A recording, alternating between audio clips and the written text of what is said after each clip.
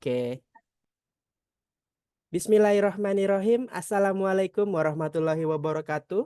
Selamat malam, salam sejahtera bagi kita semua. Kembali lagi bersama Mas Adi di sini, biasa dipanggil Mas Adiu.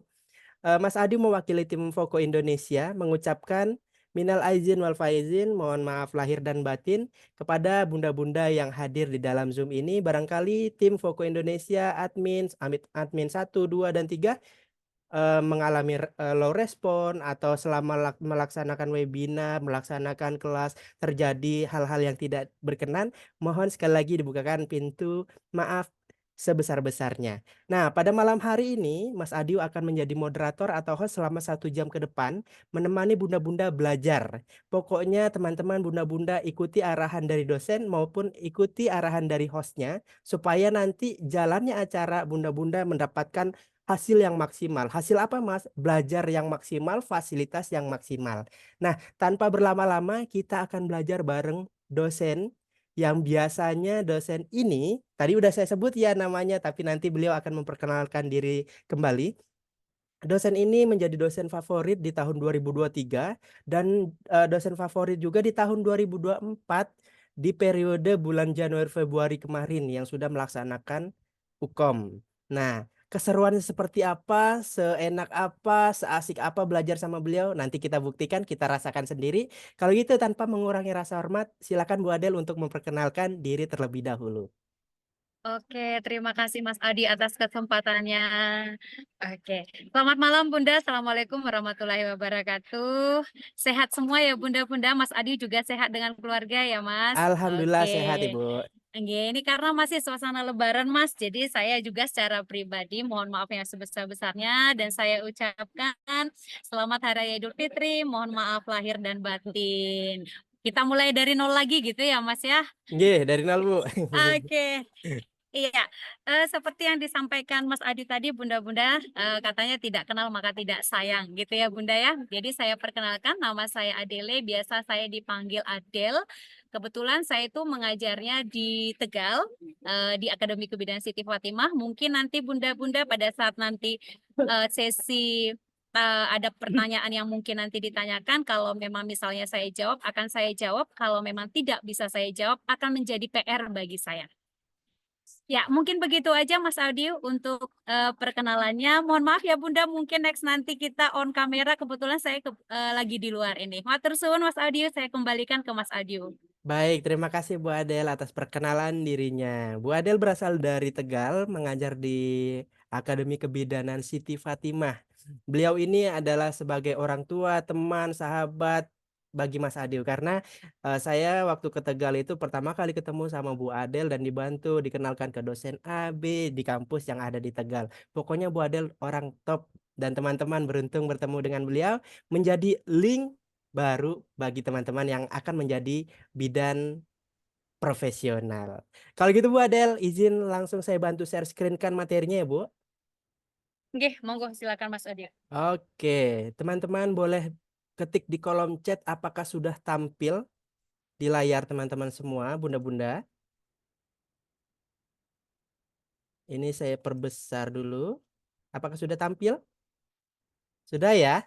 Nah, kalau sudah tampil, saya matikan kembali seperti biasa dan seperti yang disampaikan tadi, akan ditampilkan 7 butir soal. Nanti teman-teman mengerjakan waktunya 1 soal 1 menit. Supaya apa, Mas? Tadi supaya teman-teman bunda-bunda terbiasa dengan soal 1 UKOM 1 menit 1 soal. Supaya terbiasa dengan soal kasus yang memang akan keluar pada saat UKOM nanti. Tapi jangan ada yang berpikiran soal yang ditampilkan oleh dosen Foko itu adalah soal bocoran, bukan. Mentang-mentang udah disampaikan di awal webinar, dosen di Foko itu adalah dosen yang biasa mengeluarkan atau nulis soal UKOM yang teman-teman akan kerjakan nanti. Tapi ini soal yang diberikan bukan soal bocoran, tapi soal yang sering keluar. Tapi kalau nanti keluar, ya alhamdulillah, berarti bonus gitu ya. Oke, saya tampilkan dan siap 1 menit 1 soal dan saya tampilkan. Kolom chat saya matikan selama 1 menit. Nanti kalau udah 1 menit, kolom chatnya saya nyalakan kembali. Oke, saya share screen ulang.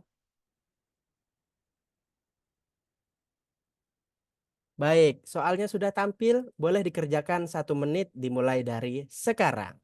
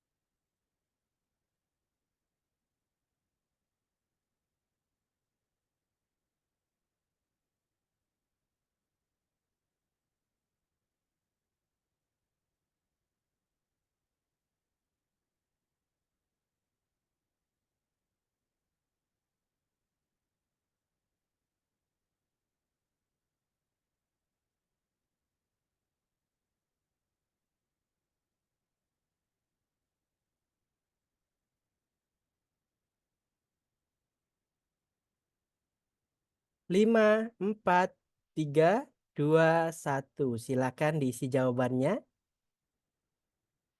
Oke, saya cek di kolom chat jawabannya ada B, C. Dua option jawaban ya, B dan C sementara. Oke, B dan C. Sambil menunggu teman-teman yang lain mengisi, Mas Adi izin mengingatkan, silahkan teman-teman belajar dengan konsisten, pelajari soal yang tampil tiap soalnya, dan silahkan ditanya apa yang tidak dipahami, dan silahkan teman-teman fokuskan dirinya setiap bertemu di Zoom Voko untuk memfokuskan dirinya sebagai peserta yang memang sedang belajar untuk mempersiapkan UKOM. Tidak ada lain selain niat tersebut. Karena khawatir menghilangkan atau melunturkan niat untuk UKOM 1 kali ujian. Oke, B dan C. Jawaban yang dipilih. Hanya 2 option jawaban kalau saya nggak salah lihat. Karena jawabannya cepat banget nih muncul nih. B dan C kalau gitu ini waktunya mulai minus 1 menit, artinya teman-teman yang baru menjawab udah menghilangkan 1 soal. Ya, karena satu soal 1 menit, kalau ngerjainnya 1 soal 2 menit berarti 1 soal hilang atau tidak dikerjakan. 3 option jawaban A, B, C. Baik, kalau gitu tanpa berlama-lama, mungkin langsung aja Bu Adel kita bahas jawabannya apa nih Bu. Soalnya nih yang jawab A, B, dan C. Silakan Bu Adel. Oke, terima kasih Mas Adiu. Terima kasih Bunda-Bunda atas responnya ya. Jadi kalau tidak salah Mas Adiu yang lebih banyak menjawab B ya, option B. Oke, begini Bunda. Jadi untuk trik dan tipsnya untuk menjawab hukum ini, memang satu kita harus definisi etiologi, kemudian patofisiologi misalnya itu memang harus kita tahu ya. Secara teori kita harus tahu Bunda. Nah, ini yang kita yang kita perhatikan dulu yang diminta di dalam lead ini atau pertanyaannya itu apa. Di sini diagnosisnya ya Bunda ya. Kemudian kita masuk ke dalam kasus. Nah, di kasus itu seorang perempuan usia 23 tahun, G2P1A0, oke seperti biasa. Kemudian ini yang menjadi itunya adalah pembukaannya, menjadi clue-nya adalah pembukaan 6 cm. Nah, kita ketahui Bunda, kalau di dalam persalinan itu ada 4 kala. Yang kala satu adalah kala pembukaan, di mana kala pembukaan ini dibagi 2 fase, yaitu fase laten dan fase aktif. Di mana fase laten itu pembukaan serviksnya kurang dari 4 cm. Sedangkan fase aktif itu pembukaan serviksnya 4 sampai 10 cm.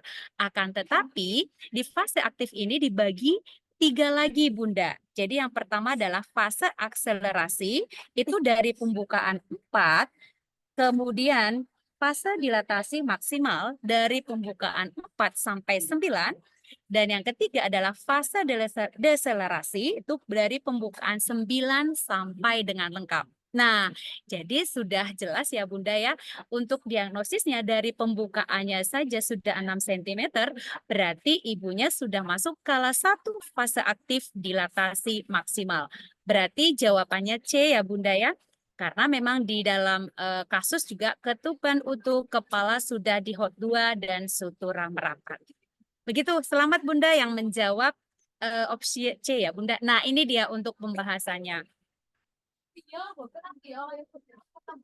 Oke, cukup Bu Ya, Adel?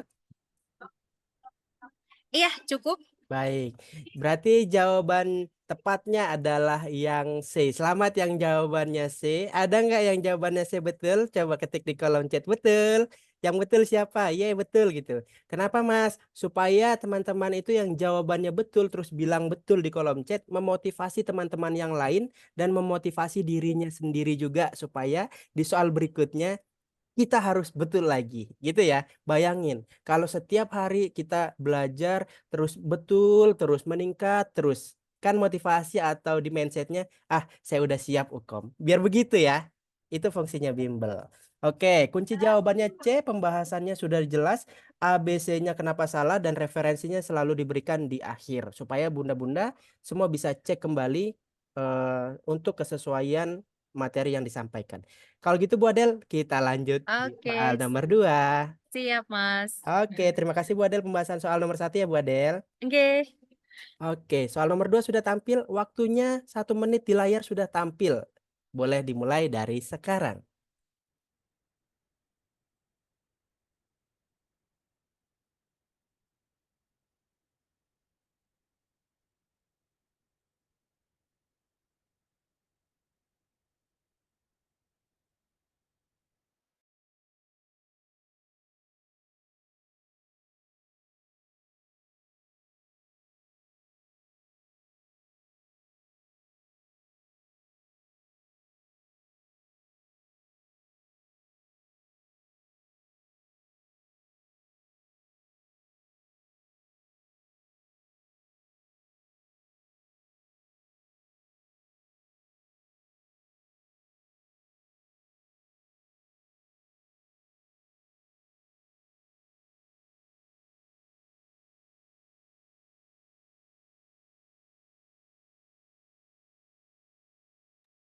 Baik, waktunya sudah habis, silakan diisi di kolom chat jawabannya. Jawabannya dimulai dari D. Masih D. Ada yang jawabannya A, C, berarti A, C, D.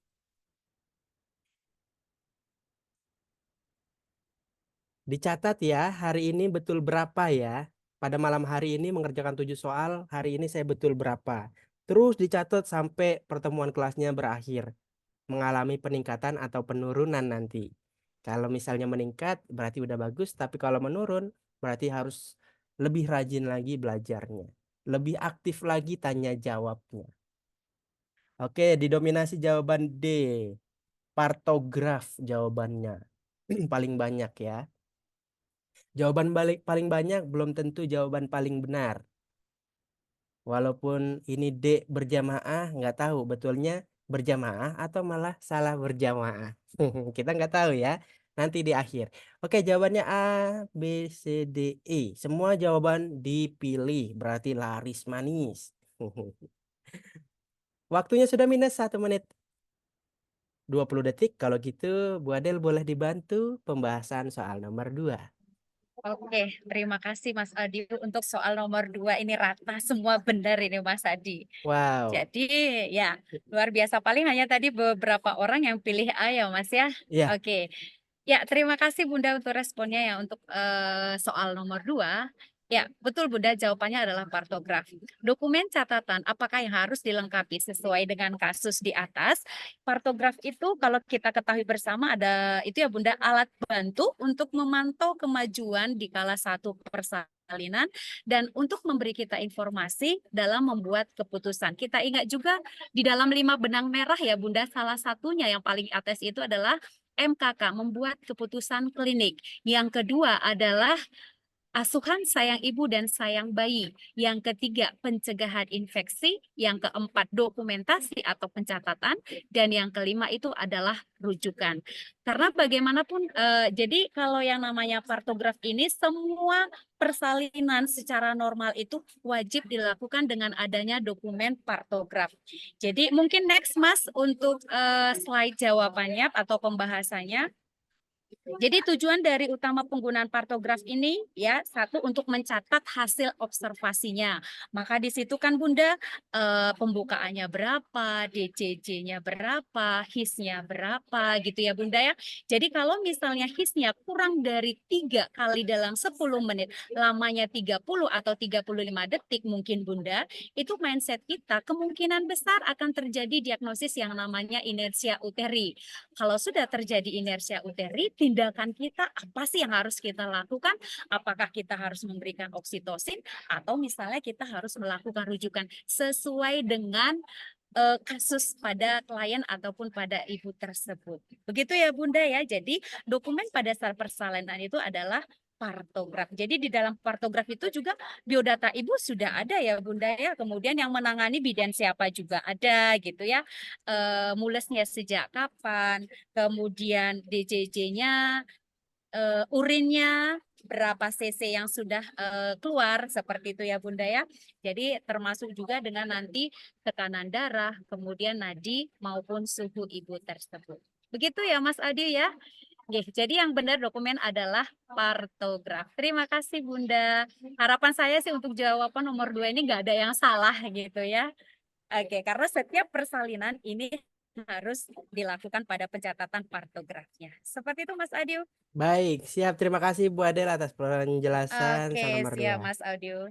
Ternyata yang jawabannya betul hanya ada beberapa, padahal banyak kok yang betul ini saya lihat. Betul, betul, betul, betul. Oke, masih ada 5 soal lagi, tenang aja. Kalau 1, 2 mungkin masih pemula, masih awal-awal, masih pemanasan, nggak apa-apa. Kita coba di soal berikutnya ya. Semoga 5 soal terakhir kita bisa sikat habis jawabannya betul. Kalau gitu, izin saya lanjut soal nomor 3 ya Bu Adel. Oke Mas. Oke siap, soal nomor 3 sudah tampil, silahkan dimulai dari sekarang.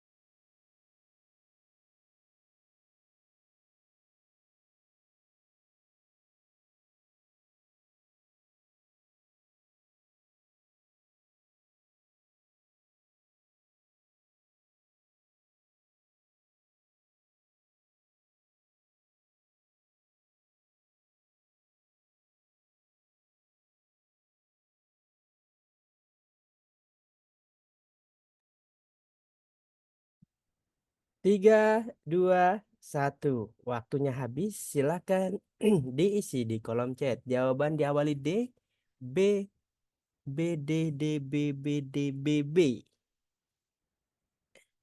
Berarti 2 pilihan jawaban ya, B dan D.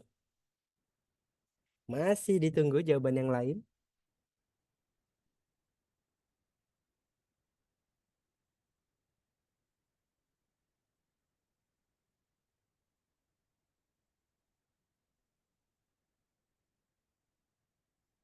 Ayo silahkan dibaca lagi. Tadi baca dulu pertanyaan, naik ke kasus, turun ke option jawaban.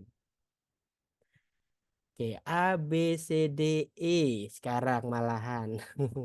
Semuanya dipilih lagi.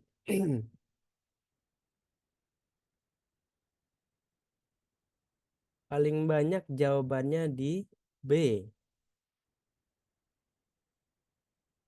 Iya, jawaban paling banyaknya jawaban B. Oke, sudah minus 1 menit 10 detik. Artinya kalau minusnya 1 menit 1 soal, berarti 1 soal tidak dikerjakan. Logikanya di UKOM juga kan kayak gitu.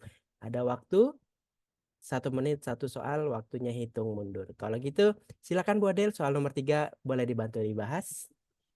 Oke, terima kasih Mas Ade, terima kasih Bunda-bunda ya Bun.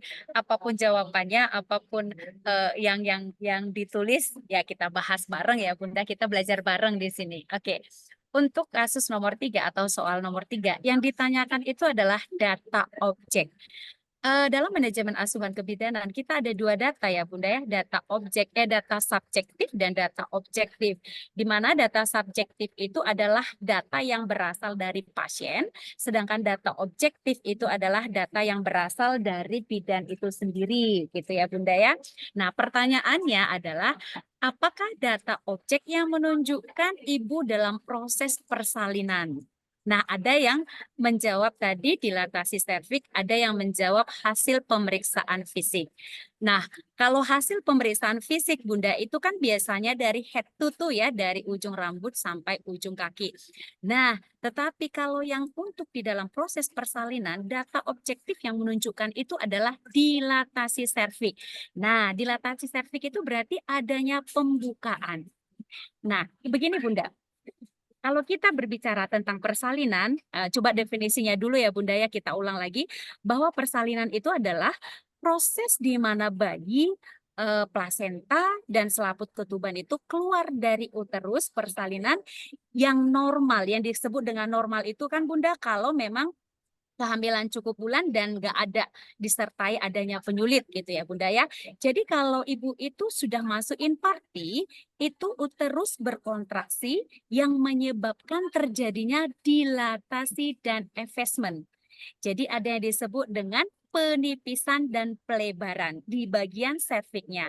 Nah, kalau ibu belum bisa kita kategorikan di dalam infartu jika terjadi kontraksi tetapi tidak mengakibatkan terjadinya effacement maupun dilatasinya tadi Bunda. Jadi data objek itu data yang berasal dari kita sebagai bidan bahwa memang ibu ini atau pasien kita ini sudah masuk dalam proses infarti. Berarti kalau proses infarti itu berarti adanya dilatasi. Berarti dilatasi pembukaan ya Bunda ya. Seperti di soal yang pertama tadi ada pembukaan 1 sampai dengan 10 di mana kala 1 itu dibagi lagi. Nah, di dalam masuk partograf itu fase aktif atau mulai dari pembukaan 4 cm. Seperti itu ya Bunda ya. Mas Adi mungkin bisa slide pembahasannya Bunda bisa kita baca bareng gitu ya Bunda. Oke, jadi kalau saya ulang lagi ya Bunda ya. Jadi kalau tanda dan gejala kalau ibu itu sudah masuk infarti, satu pastinya ada effacement dan dilatasi. Itu dari mana Bunda? Terjadinya kontraksi. Pernah kita dengar yang namanya kontraksi Braxton Hicks yang itu tidak menimbulkan adanya dilatasi sama effacement, maka dikatakan itu kontraksi palsu gitu ya Bunda. Yang kedua, tanda dan gejalanya adalah kontraksi uterusnya itu secara terus-menerus ataupun frekuensinya itu minimal 2 kali dalam 10 menit ya terjadinya Bunda. Dan yang ketiga biasanya di ibu yang menyatakan bahwa ada keluar lendir dan darah atau blood show melalui vagina. Begitu Bunda. Baik, terima kasih Iya, Adel atas siap Mas pembahasan Adiu. soal nomor 3. Oke, ini saya baca ke kolom chat sebentar.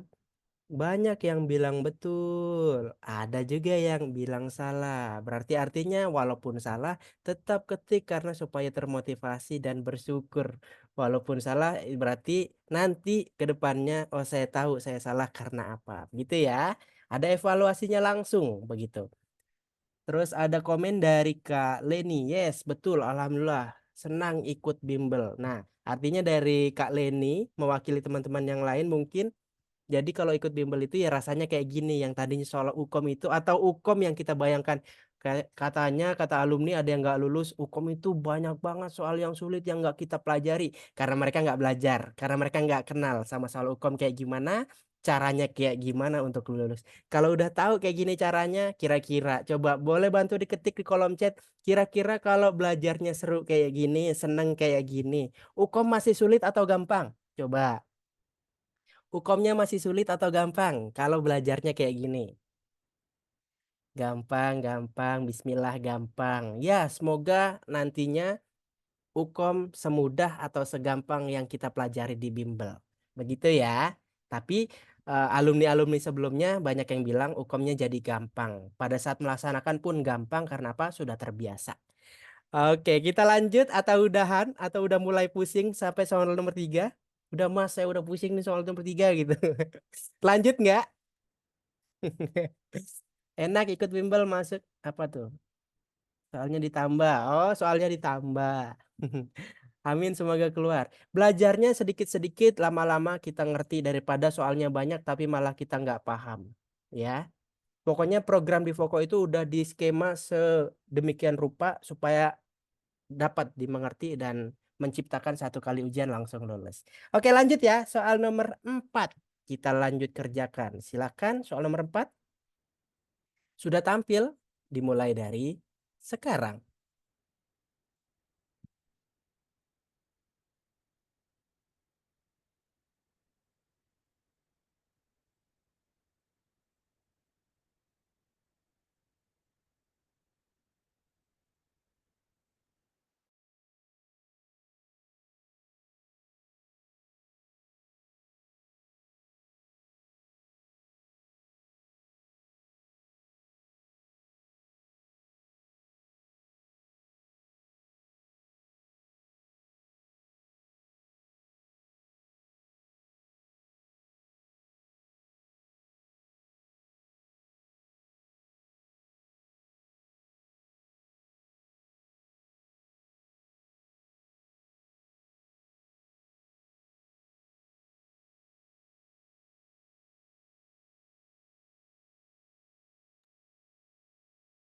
3, 2, 1. Waktunya habis. Silakan diisi di kolom chat.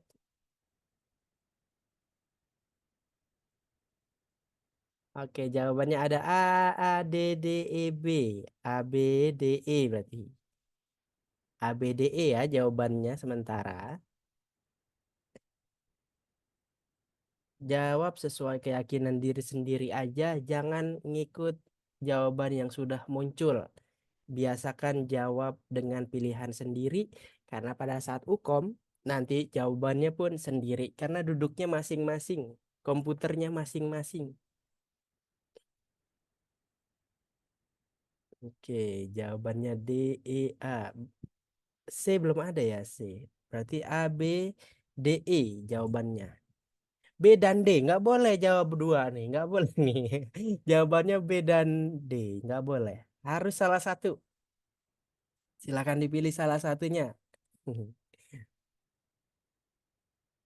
C nggak ada yang pilih ya, bed rest di klinik. Oke. Waktunya sudah minus 1 menit, lewat 15 detik. Kalau gitu waktunya dibahas. Silakan Bu Adel, boleh dibantu pembahasannya. Oke, terima kasih Mas Adi dan Bunda semuanya. Oke, ini agak seru ya Mas ya. Jadi ada yang jawab A, ada yang jawab D. Oke, ada yang jawab E juga ini. Oke, Bunda.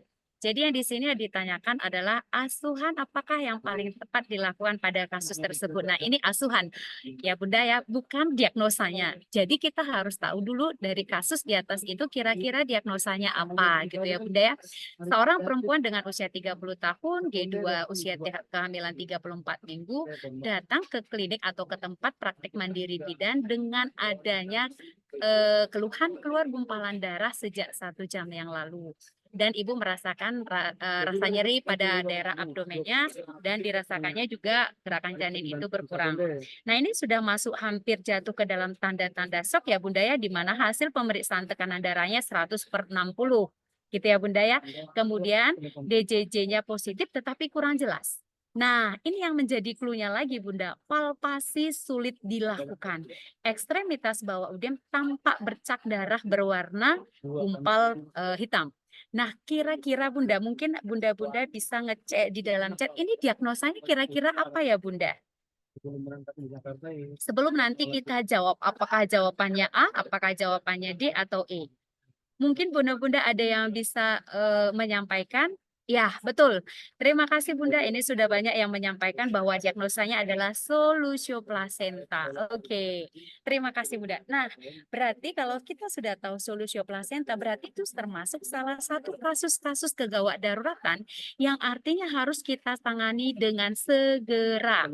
Gitu ya Bunda ya. Nah, dia pasien datang ke kita, nah asuhan apakah yang paling tepat dilakukan? Jadi yang disampaikan di sini adalah asuhan awal. Berarti yang pertama yang harus kita lakukan adalah pemasangan infus. Kenapa Bunda? Kita harus stabilisasi keadaan umum Ibu dulu. Kalau sudah kita stabilisasi keadaan umum, karena pasien kebetulan datang ke klinik ataupun ke tempat praktik mandiri kita, dan ini sudah termasuk patologi, maka tindakan selanjutnya adalah kita melakukan rujuk ke rumah sakit. Gitu ya Bunda ya. Jadi ada yang menjawab kolaborasi dengan dokter, saya rasa tidak perlu lagi Bunda. Karena kenapa?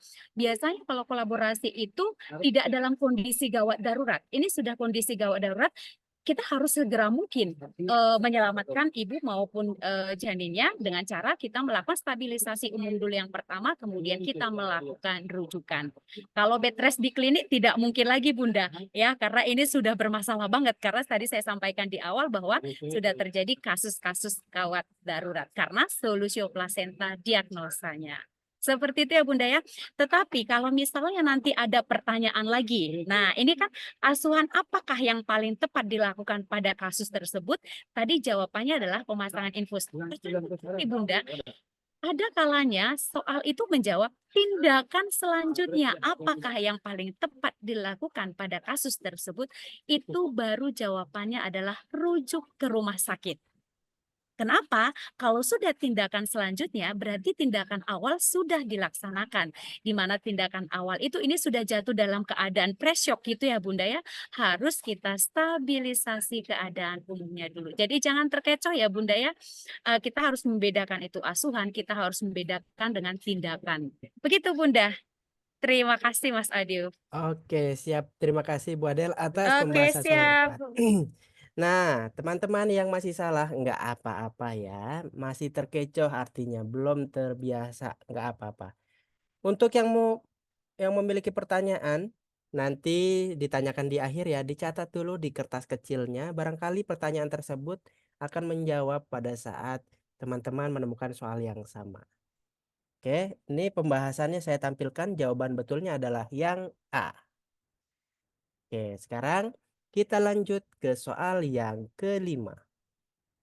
Soal nomor 5 sudah tampil. Waktunya sudah dimulai dari sekarang.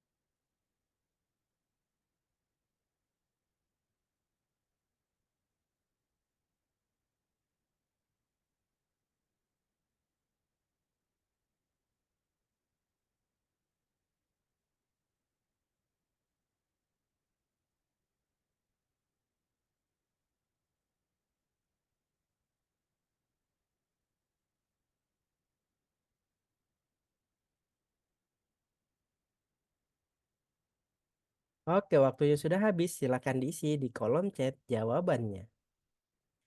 Diawali jawaban B, E, D. B, E, D. Oke, BDE ya, BDE, BDE jawabannya. 3 opsi jawaban dipilih. Oh, oke, ada yang C juga. B, C, D, E.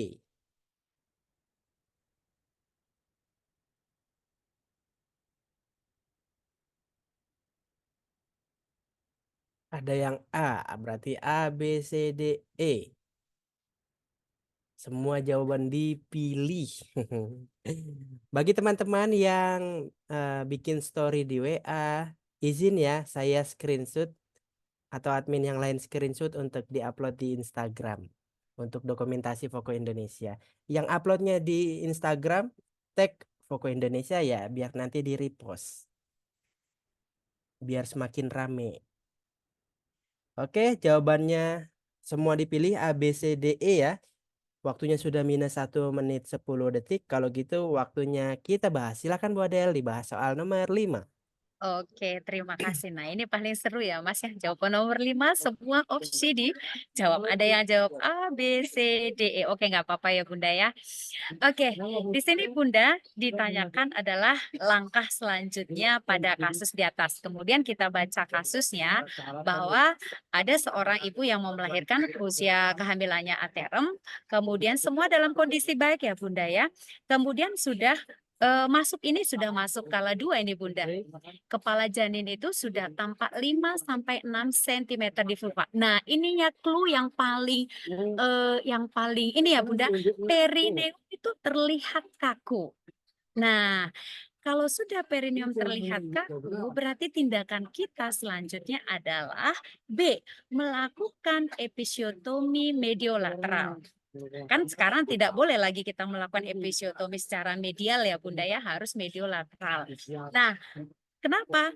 Karena ini salah satu indikasinya perineum terlihat kaku, itu salah satu indikasinya dilakukan episiotomi.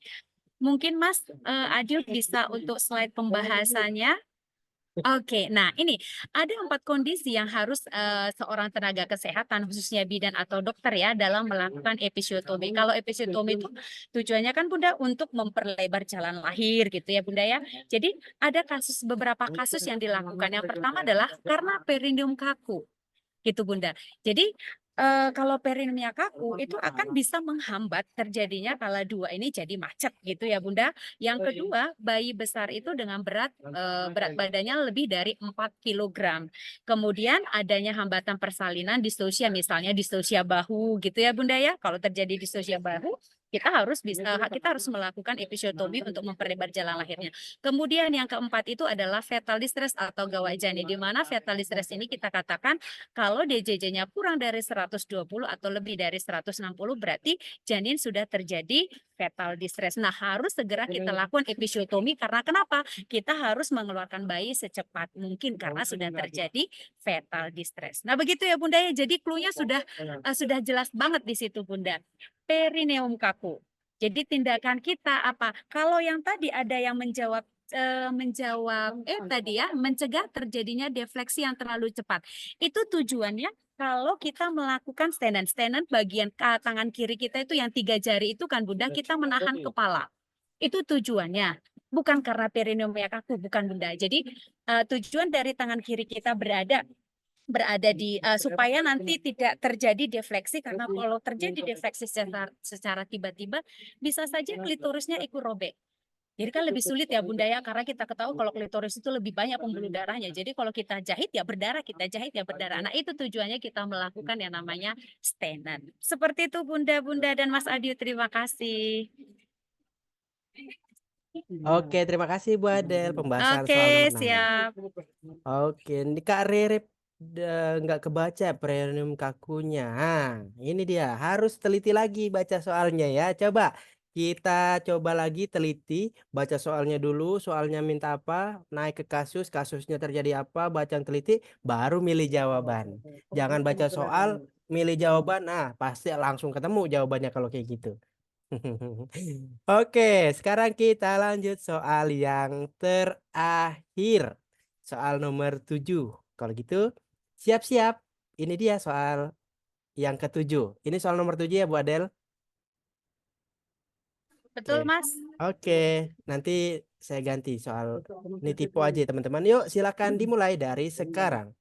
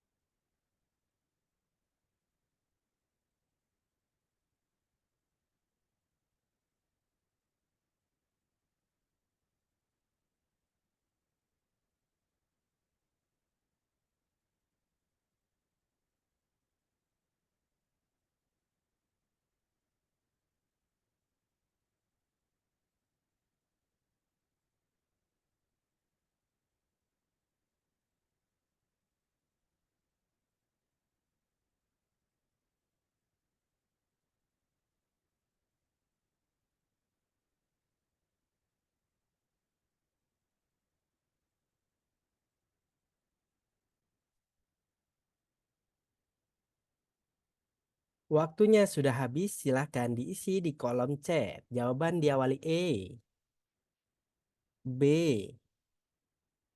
C, E, B, C. Berarti B, C, E ya. Jawaban pilihannya adalah B, E, C.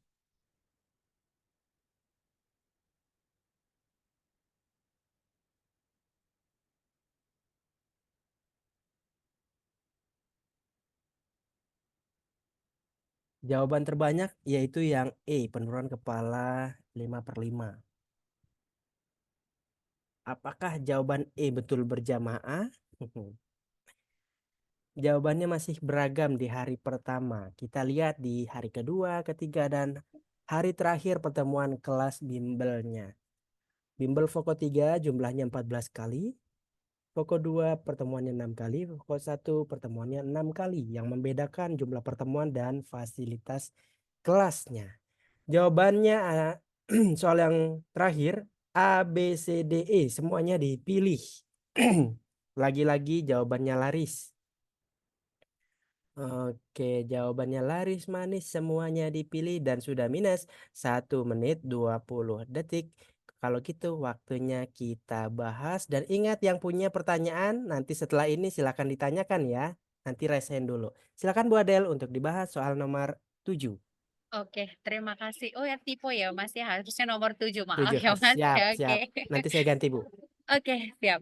Terima kasih Bunda, ini beragam juga luar biasa untuk malam ini. Bervariasi itu, berbeda itu indah gitu ya Mas ya, jadi kita satukan gitu. Jawaban yang benar itu yang bagaimana. Oke,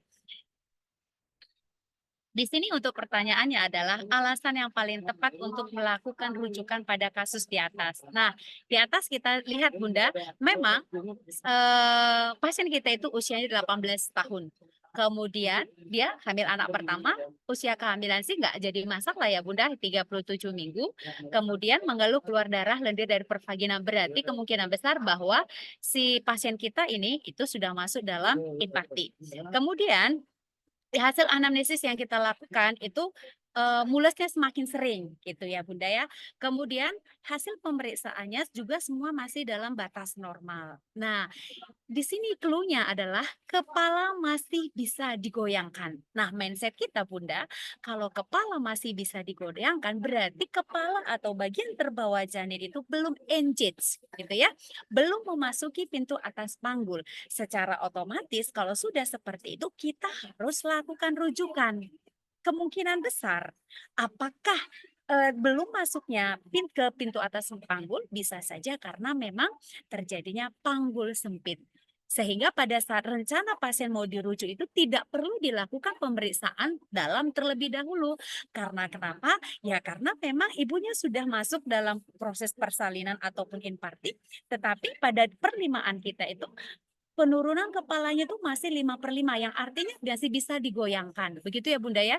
Jadi kalau misalnya ada Bunda yang menjawab usia ibu, itu sebenarnya nggak ngaruh Bunda ya. Jadi pengaruhnya itu adalah pada saat secara psikologisnya mungkin belum siap gitu ya Bunda ya. Kemudian alat-alat reproduksinya mungkin yang belum terlalu matang gitu. Ini kan pada pasien ataupun pada kasus ini dalam kondisi kehamilan aterumnya dan semuanya dalam kondisi baik. Kemudian masa gestasi atau masa usia kehamilannya 37 minggu berarti nggak masalah Bunda bahwa sudah terjadi aterem. Kemudian belum infarti, ya di dalam soal sudah infarti, berarti artinya kita tidak menjawab itu ya Bunda ya. Kemudian his belum adekuat. Nah his belum adekuat itu kontraksinya 3 kali dalam 10 menit lamanya 35 detik. Nah ini tapi kan sudah terjadi kontraksi. Nah biasanya kalau ini pun ada kasus lagi misalnya bisa aja terjadi inersia uteri. Tetapi yang paling clue yang paling besar itu adalah kepala masih bisa digoyangkan. Karena kalau misalnya terjadi inersia uteri Bunda, kita masih bisa melakukan pemberian oksitosin per drip. Tetapi kalau misalnya kepala masih tinggi, kita tidak bisa melakukan apa-apa. Mau tidak mau kita harus melakukan rujukan ke rumah sakit. Kemungkinan besar akan dilakukan SC. Begitu ya Bunda ya? Ya begitu Mas Adil? Oke, siap. Terima kasih Bu Adel atas Oke, pembahasan soal nomor 6. siap. Bu, Siap ternyata Mas Adi. ini tipenya di pembahasan soal 6, Bu. Masih ada satu soal lagi setelah saya cek juga. Oh gitu Mas. Oh saya ikutan Iya. saya tipu ini. Iya, jadi tadi kita ngebahas soal nomor 5, tapi pembahasan itu soal nomor 6. Saya Nomor pikir 6. kok Oke. nomor 6 lagi gitu. Ternyata bunda-bunda fokus juga. Sip, itu ujiannya. Oke. Ternyata fokusnya udah lewat. Baik, nggak Oke apa-apa. Mas. Kalau gitu kita lanjut ya Bu Adel soal nomor 7. Oke siap. Refreshing sedikit. Teman-teman udah komplain aja di kolom chat, Mas ini baru nomor 6 loh gitu. Oke teman-teman Iya kita katanya tadi 7 gitu ya Bu. iya Oke katanya oke Mas. 7. Ah, iya, ya ini nanti bisa dibaca ya Bunda ya, mungkin nanti soal yang lain mungkin berbeda. Jadi kembali lagi saya ingatkan Bunda bahwa ada mekanisme dalam persalinan normal itu ada 6 langkah ya Bunda, mulai dari engage, descensus ataupun nanti defleksi, kemudian fleksi, putar pas di dalam, defleksi, kemudian nanti terjadi ekspulsi. Gitu ya Bunda ya. Oke, jadi jawabannya adalah penurunan kepala 5/5 karena masih goyang tetapi ibunya sudah masuk dalam infarti atau proses persalinan. Oke, terima kasih Mas Adil. Oke Bu Adel. Siap. Jawabannya yang benar adalah yang E. Tadi betul berjamaah yang E ya. Sekarang, ini soal terakhir beneran nih, nggak kena prank nggak, tenang aja. Iya. Oke, soal nomor 7, soal terakhir, silakan dimulai dari sekarang.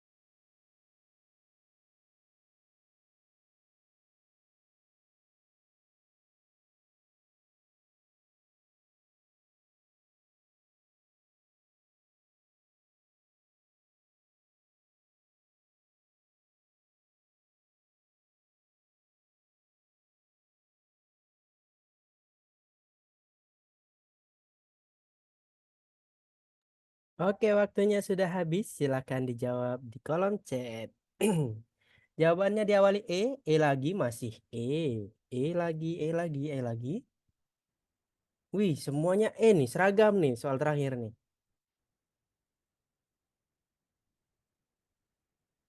Pimpin meneran. Apakah ada jawaban lain selain E? E semua ya. Oh, ada yang C. Yang jawab C beberapa orang, yang jawab E banyak. Kita lihat apakah C yang jawabannya sedikit ini betul, apakah yang paling banyak yang betul, kita nggak tahu. Masih jawaban dua opsi yaitu E dan C. C dan E.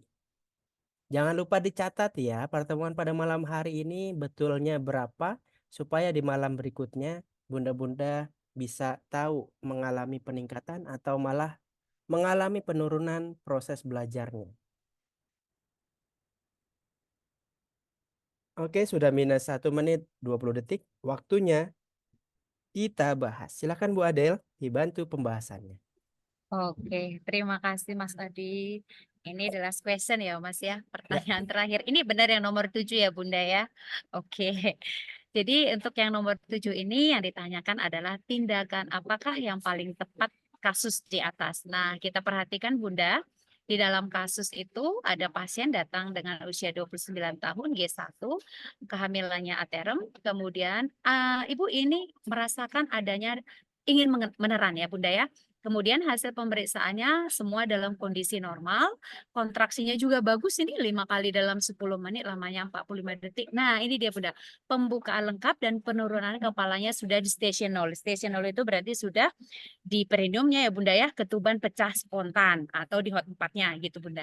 Jadi yang ditanyakan di sini adalah tindakan yang paling tepat pada kasus di atas. Nah, kita ketahui bersama Bunda kalau sudah memasuki pada kala 2 itu biasanya kita sampaikan atau kita menunggu sampai ibu itu menunjukkan tanda gejala kala 2 itu adanya dorongan untuk meneras, doran, teknos atau tekanan pada anus, percul, perineum menonjol, dan vulva atau vulva membuka. Itu ya Bunda ya di dalam tanda-tanda kala 2, bukan tanda-tanda inparti, tapi tanda-tanda kala 2. Nah, kalau sudah ada seperti itu, kita yang harus lakukan atau tindakan yang harus kita laksanakan adalah kita pimpin ibu tersebut untuk meneran.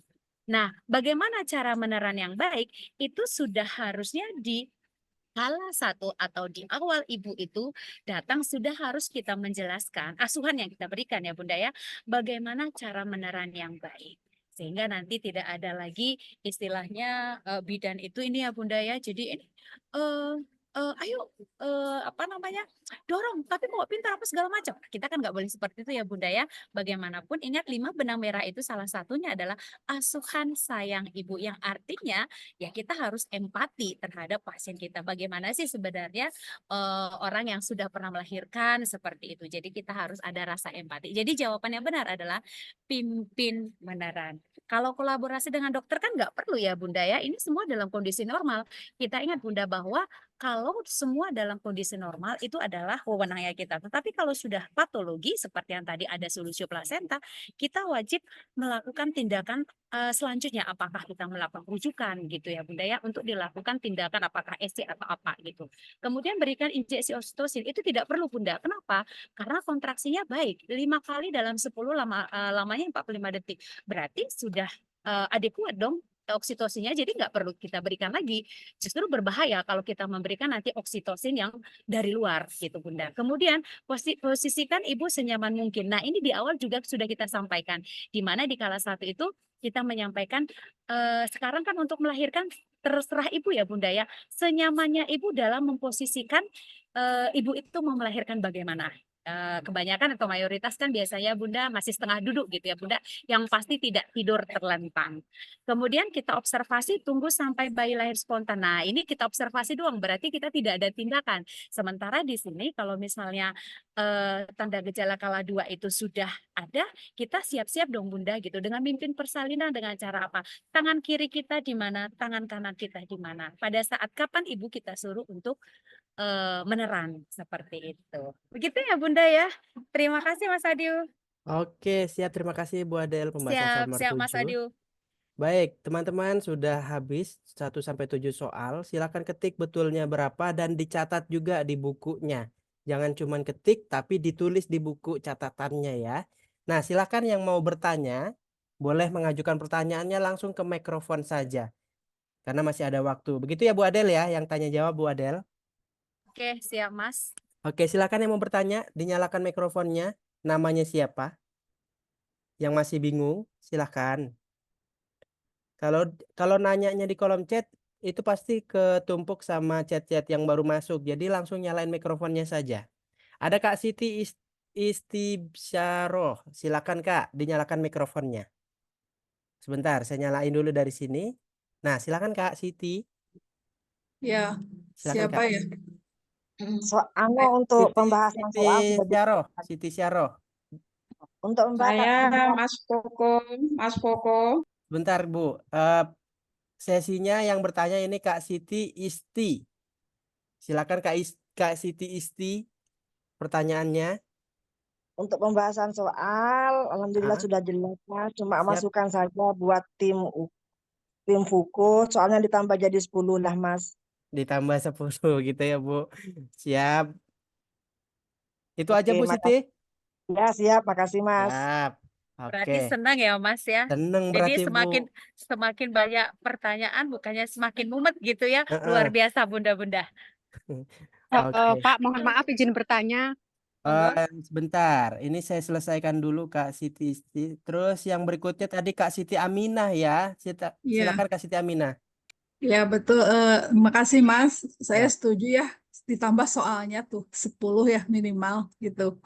Yang kedua, saya ingin bertanya itu yang itu Bu. Jadi kalau bingung ya pedoman kayak tadi ya, yang perineum kaku gitu ya. Kalau saya dibaca di buku APN, indikasi episiotomi itu ada 3. Yang pertama adalah tentang gawat janin, kemudian persalinan perpaginam dengan penyulit seperti sungsang, distosia bahu, ekstrasi forceps atau ekstrasi vakum. Kemudian yang ketiga adalah jaringan parut pada perineum atau vagina yang menghalangi kemajuan persalinan. Jadi tidak ada perineum kaku. Gimana Bu? Makanya saya tadi tidak memilih episiotomi. Oke. Langsung Oke, saja nah. ya Mas ya. Silakan Bode langsung Oke, dijawab. terima kasih Bunda. Ini kita gunanya sharing gitu ya Bunda ya. Jadi kalau yang namanya perineum kaku itu Bunda berarti nggak elastis gitu ya Bunda ya. Kalau misalnya kita yang namanya kaku, kalau kita paksa nanti ibu tersebut untuk mengejar, itu nanti akan robek. Dan robeknya itu yang kita takutkan adalah yang robeknya itu melebar kemana-mana. Kalau sudah melebar kemana-mana, itu sulit akan kita jahit. Nah, betul Bunda, seperti yang Bunda sampaikan tadi, kalau salah satunya adalah apa namanya itu Bunda, ada jaringan parut, betul. Nah, tetapi ada di literatur, ada beberapa di literatur buku persalinan, salah satunya adalah perineum kaku. Memang masuk logika juga, Bunda. Kalau kaku berarti pada harusnya kan kita harapkan perineum itu bisa elastis gitu ya, Bunda. Jadi pada saat ibu meneran, jadi perineum itu juga ikut mengembang. Kemudian pada saat ibunya tidak meneran atau tidak mengejar, perineum itu ngikut gitu loh, Bunda. Jadi kita bayangkan saja, Bunda, kalau misalnya perineumnya kaku, jadi ibunya mengejan, kemudian ini nanti akan memperlama atau mempersulit bagian terbawah janin itu atau kepala itu nanti untuk keluar. Nah, yang kita takutkan seperti yang saya sampaikan tadi, Bunda, bisa robek. Kalau robek, Bunda, itu berarti tidak hanya satu tempat. Kalau episiotomi kita lakukan hanya satu tempat dan penjahitannya pun nanti akan lebih gampang dan penyembuhannya pun akan lebih cepat. Seperti itu, Bunda. Ya, Oke. Ya, terima kasih. sami-sami Bunda. Terjawab ya Kak Siti Aminah. Iya. Baik, terima kasih Kak Siti. Oke, kalau gitu ada lagi pertanyaan dari Kak Anissa. Silakan Kak Anissa dinyalakan mikrofonnya. Ya, terima kasih Mas Adil. Saya mau bertanya ini masih bingung antara menjawab ya kalau ada soal asuhan dengan tindakan. Nah, itu masih jadi kita harus membedakan asuhan tuh yang gimana jawabannya, kalau tindakan tuh yang gimana, seperti tadi yang pertanyaan nomor 4 itu saya terkecoh di sana. Oke, Ya, langsung terima saja ya Mas kasih. Adiu. Ya, Bu Adel.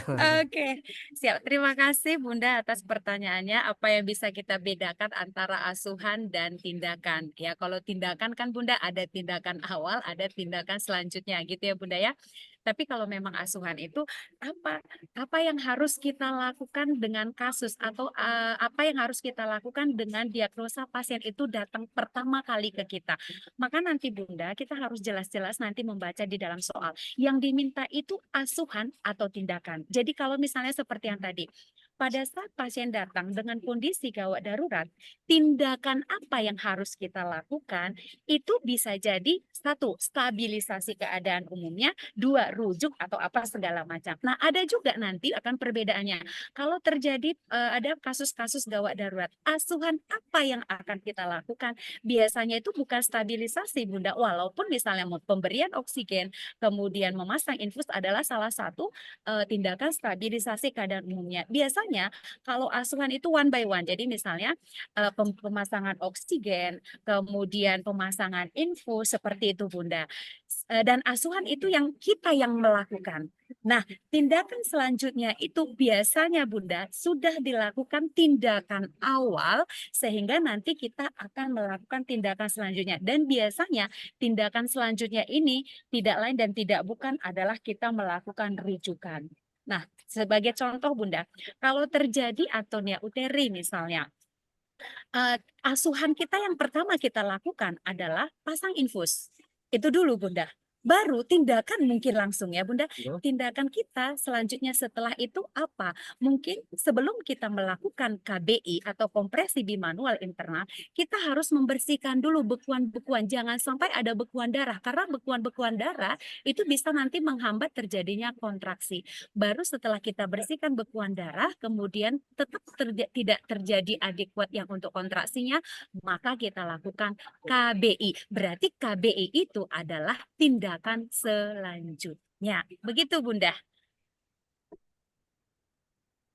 Ya, terima kasih. Oke, sami-sami Bunda. Baik. Oke, Terima kasih Kak Anissa sudah bertanya. Terima kasih Bu Adel sudah menjawab. Bu, terakhir Bu, siap. ada Kak Oke, Ipit mau bertanya. Kak oke, Ipit, silakan Mas. silakan dinyalakan mikrofonnya. Terima kasih Mas Adi. Ibu ada mohon penjelasannya. Saya masih bingung dengan station dan HODS. Pingin persamaannya. Jadi suka bingung dan dikali pertanyaan yang Oh ya, kalau yang di bidang hot itu kan Bunda ada 4 ya Bun. Hot 1, hot 2, hot 3, hot 4. Di mana hot 1 itu sejajar dengan pintu atas panggul di atas simfisis pubis. Yang kedua di bawah simfisis pubis. Yang ketiga adalah spina ischiadica. Dan yang keempat itu adalah oskoksigis. Iya, jadi kalau sudah oskoksigis ini biasanya nanti sudah masuk kala 2 biasanya Bunda, karena sudah masuk ke dasar panggul. Nah, untuk stasiunnya sendiri itu sama dengan yang tadi di soal nomor 6 ya Bunda ya. Jadi penurunan kepala di dalam pemeriksaan abdomen secara perlimaan itu kan ada 5/5, 4/5, 3/5 itu dengan station 1, station 2, 3, 4 seperti itu Bunda. Jadi nanti untuk stationnya mungkin nanti biar lebih jelas nanti akan saya buat soal ya Bunda ya.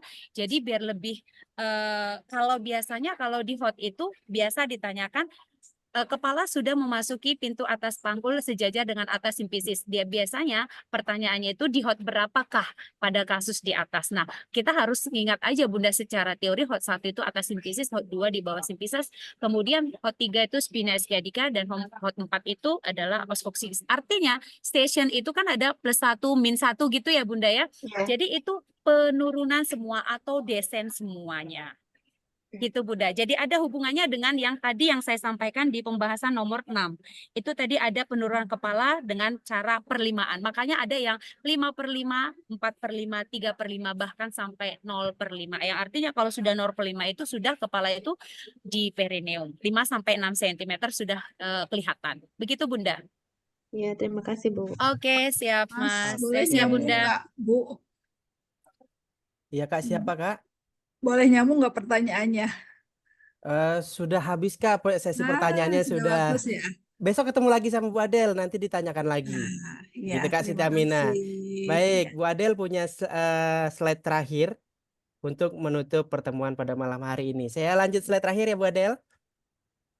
Oke, monggo Mas. Oke, ini dia slide-nya. Silakan Bu untuk closing statement sekaligus menutup pertemuan kelas pada malam hari ini.